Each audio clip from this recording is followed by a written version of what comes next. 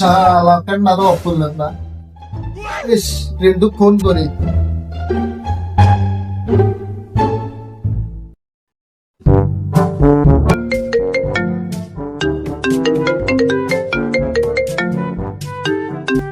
মুকিল আমার কিছু কল করলে হ্যালো, এ রিন্টু, এ আঙ্গে মাথা আসলি হয়, বল কাম আছে।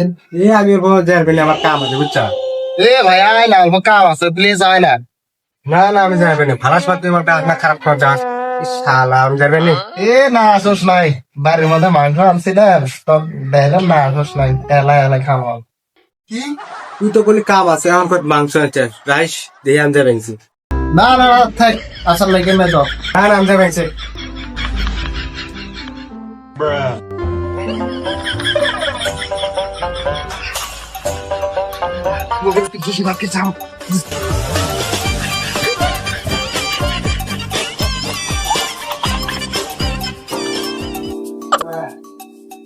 হ্যাঁ স্যার, ভাই বাপে তাই কয় এ ভাই থাক, আগে অফ করে দে।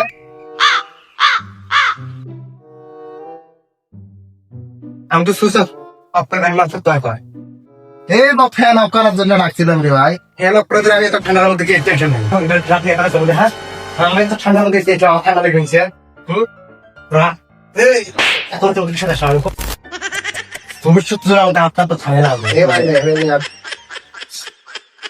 তাহলে চাবে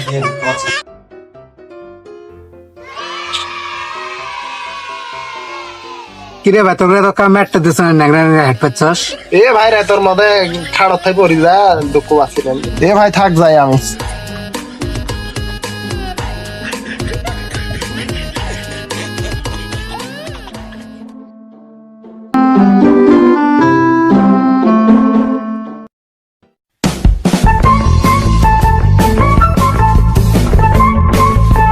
মুকুল তো নিশ্চয় মুগ্ধ হয়ে গেছে, যা কি করে।